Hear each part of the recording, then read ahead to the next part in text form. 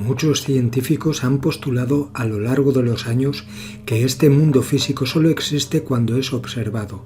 Es como cuando pones un disco duro en un ordenador. Este no lee toda la información del disco al mismo tiempo, lee solo la que está observando, la zona donde está escaneando con el láser. Todo lo demás sigue en forma de información, pero no está siendo transferido en la pantalla a través de imágenes y códigos. Los seres humanos hacemos lo mismo. Cuando observamos lo que hay a nuestro alrededor, lo decodificamos y lo traemos a nuestra realidad. Es solo la base de un universo metafísico vibracional en el cual se basa todo. No hay luz que ingrese al cerebro, así que ¿cómo vemos la luz? ¿Cómo puedo ver esa luz si no llega directamente al cerebro? Porque el cerebro decodifica la información en esa luz. Cuando nos muestran en la película Matrix que no hay cuchara y que la cuchara no se dobla sino que es uno mismo, es cierto, es exactamente eso. Porque el único lugar donde la cuchara es física es en nuestra mente y la doblas en la forma en que decodificas la realidad. Los milagros solo son superaciones del programa de lo que es posible y de lo que no. Estamos programados para creer que, por ejemplo, si andas sobre el fuego te quemarás, te hará daño. Si caminas sobre brasas ardiendo o sobre el fuego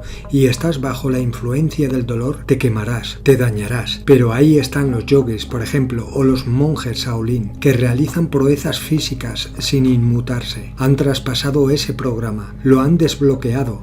Estos humanos han demostrado que si vas a otro nivel de conciencia, puedes hacer cosas increíbles e impensables para el ciudadano sumido en esta matrix física de los 5 sentidos. Porque una ilusión no te puede afectar si no crees en que sí que puede. Los milagros solo son la comprensión decodificada de la naturaleza de la realidad, y esa comprensión viene del hecho de que reconozcamos y entendamos que somos conciencia incorpórea, viviendo una experiencia física. Somos perceptores, somos conciencia, no somos objetos, no tenemos límites. Nuestra conciencia olvida esto al entrar en este mundo físico y por lo tanto entramos en un círculo vicioso del cual es difícil salir si no lo comprendes. Ese círculo vicioso es en el cual el sistema de control quiere que sigamos atrapados, porque de esta manera somos fácilmente manipulables.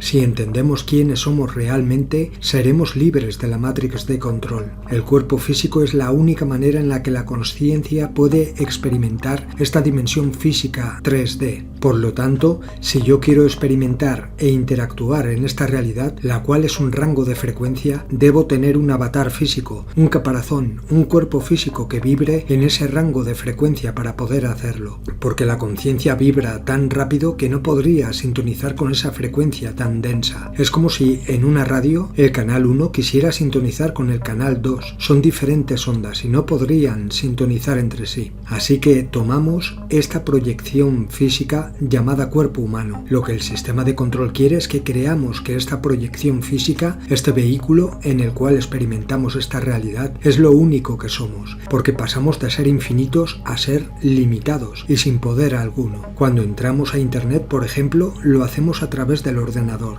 ya que es el dispositivo que decodifica una vibración, una información que está ahí. Sin el ordenador o el móvil no podríamos hacerlo. El cuerpo físico actúa de la misma manera para la conciencia. Somos la conciencia dirigiendo el dispositivo físico para poder interactuar en esta dimensión. Ahora veamos lo que dice David Icke sobre este tema. I had a vision when I was sitting in the bath a couple of years ago now maybe, and I've asked my great friend the brilliant Neil Haig to knock this up from what I saw.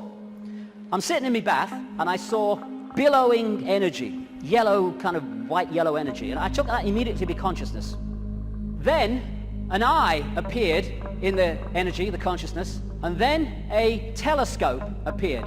At the end of the telescope was this reality, the Earth, the solar system, whatever. The last movement was for the telescope to morph into a human body. And that was so profound in the sense of that's how it works. And because of the limitations of this focus, we see ourselves, if we don't stay in contact with that, in very limited terms. Death is just putting the telescope down. Well, I've had enough of that. Earth's a shitty place. Hello, all right, I'm back. You never went away. The computer's here. We are observing through the computer. I want to make the difference, because this will go through the day. the difference between consciousness and what I call the mind. Everything is the same energy in the end because it's just one unified awareness I call the infinite. But it takes different expressions. Consciousness is the ocean. All possibility, all that is, all awareness. And the mind is like a frozen, denser expression of that, and therefore has great limitations in terms of awareness and perception compared with that. And one of the reasons is to interact with this reality, which is much denser than consciousness, we have to have a denser conduit, which we call the mind-body. Therefore, it has to be more limited than consciousness itself. And mainstream science has sussed most of this, but doesn't realize it as, because all the disciplines don't talk to each other. When you connect the dots, you realize they've already established that this is an illusion. But that doesn't go down well because it's too close to the truth. And how I experienced that state beyond this world, beyond vibration, was as stillness and silence. And that's what all possibility is. The stillness and the silence. There was a great line that voice said to me when it was explaining the nature of reality. It said, if it vibrates, it's illusion. If it vibrates, it's illusion, because our core level is stillness and silence. I experienced that. Amazing feeling. There are no negative emotions, there's no fear, there's no worry about not making the rent and all this stuff. They've all gone in that realm. That's where they want us, and that's where they've got so many people, the vast majority, in that state, in a false identity. The world looks so solid, I grant you, but it can't be. It can't be, even though it seems to be. And if you bang your head on the wall, again, like walking through the fire, believing you're going to get burned, bang, you'll bang your head. But it can't be, because the world is made up of atoms, and as quantum physicists have shown, atoms have no solidity.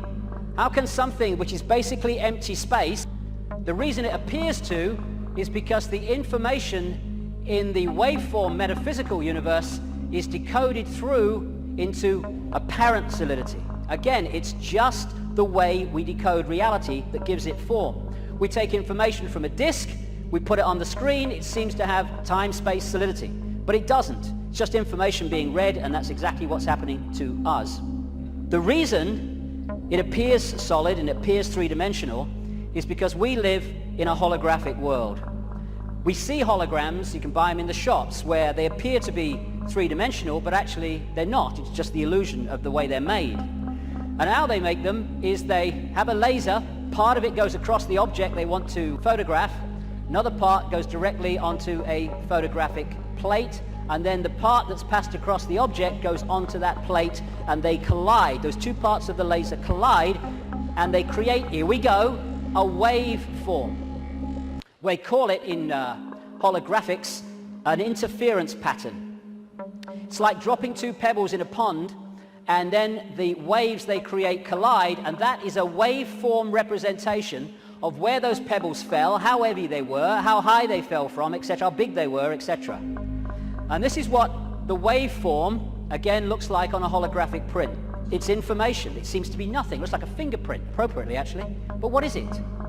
But you fire a laser at that, and suddenly a three-dimensional, and the best of them, a very solid-looking image comes up. This is we create our reality. It's holographic. This guy is in an Australian city, I think it was Melbourne, but he was projected as a hologram onto a stage in Adelaide. This is one that CNN did. So we are creating a holographic version of this information, just like a hologram does, in our heads. That's where it comes from. It's this construct. And how funny, I've been saying this for years, and then I come across this very, very mainstream New Scientist magazine in January now 2009, and its front page, you are a hologram projected from the edge of the universe.